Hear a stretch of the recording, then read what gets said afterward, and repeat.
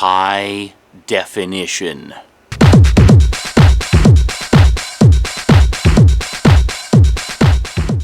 Greetings, and welcome to the long-awaited 5th installment of the HD Rants. Sorry, I know it's a few days late. Those of you who read the bulletins will know that I had originally planned to put one out every day until I'd sort of covered all the topics I wanted to cover. But in the intervening time, I got to thinking, I'd actually like to do, a broader spectrum of topics. Not always rants, but, reviews and things like that. Just things that I find interesting and that maybe you might find interesting as well. So in the future I'll continue doing stuff like this, where I just talk about specific topics, and then I'll also do, more focused things, where I talk about, I might review a product or talk about a DVD or something. If you've watched my last blog, you'll notice I was talking about some DVDs that I got. But, that was just sort of a general thing, hey, look at the DVDs I got, ooh, cool! But, I might do some specific DVD reviews, because, I have a fairly sizable collection, and I think it's only fair that I at least share with you, to some extent, my personal experience with those DVDs, and say, you might be wondering, you might be saying, hey, I see you got that Thundercats collection. How is that? What did you think of it? Is it worth getting? And stuff like that. So I like to do some things like that, just to sort of talk about some of the TV show collections I have, and the pros and cons of them, and and address some comments and concerns that other people have made about those particular collections, and things like that, and just sort of make it an ongoing thing, because I think it's something that I'm interested in, something I know a lot about, and that we can chat about, which is cool. So I guess I wanted to take a little bit of a break from the ranting in the rants here, and just sort of address some of the comments that I got on the previous rants. In particular from Multimedia J. Hi, Multimedia J. There, you got a shout out. On my last rant, the one about the gaming world, we got to chatting in the comments about some different things.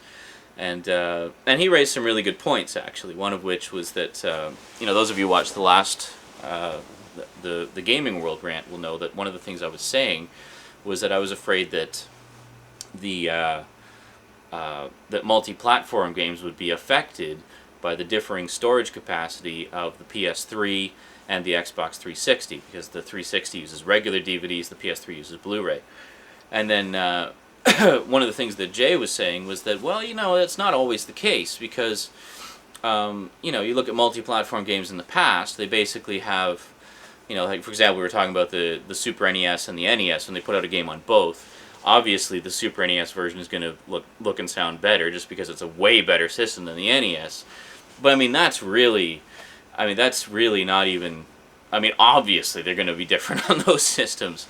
But there's a few things to consider when using that as an example. In the old days, it was, of course, a lot easier to do that kind of thing, to assign, a team to do the Super NES version, a team to do the NES version, a team to do the Sega Master System version, whatever. Or going back even farther, a team to do, or more like one guy to do the Atari 2600 version, one guy to do the Intellivision version, and one guy to do the ColecoVision version.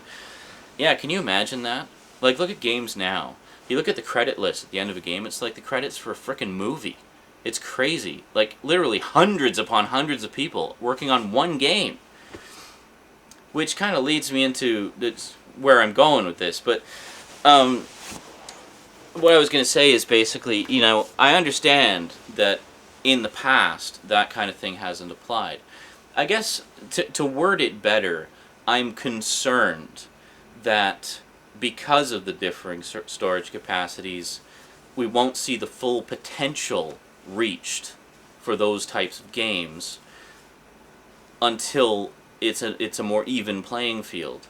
I kind of feel like we're going to see huge, epic-sized PlayStation 3 games being limited by the storage capacity of the Xbox 360 because it's not like the old days where you could have 1, 2, or 3 people developing a game for a buttload of platforms in their garage. It's just not like that anymore. So say you have a big GTA style game for the PS3, okay? Now imagine this. This is really what it stems out of, is it's my imagination is engaged by the possibilities of not just the storage capacity, but the graphics capabilities. You know, I mean, you got the beautiful high definition quality now, and let's see that. Let's see that pushed to the limit. That's really what I want to see. I want to see the full capabilities of that system and what it can do. And I'm just afraid that if they do a game on that scale that takes full advantage of that, but they want to do it for multiple platforms, that they're going to limit what they can do so that they don't have to do as much work to port it over to the lesser capable platform, namely the 360. So, because I mean, think about it. With a big GTA style game, with the added storage capacity of Blu-ray and the cell processor and the high definition, this is what could be possible. Okay, just stay with me here. This is what could be possible. Imagine a GTA style game where you can go into every single building, every single room of every single house and every single building. And every single building, the interior looks completely different. All high definition textures. You can walk right up to the wall and see the individual grain in the bricks, you know. That is possible. It is possible now.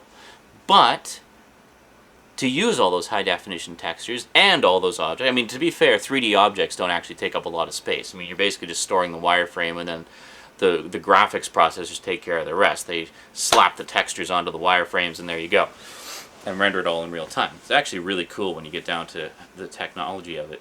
And think that like 10 years ago, that was just, well, maybe not 10 years ago, maybe more like 15 years ago?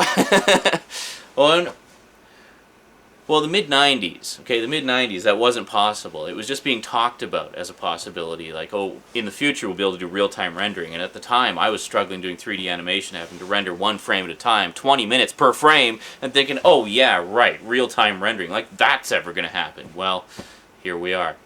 But, yeah, I know I'm kind of jumping all over the place. I do that. Just try to follow me, and hopefully it'll all fit together in the end.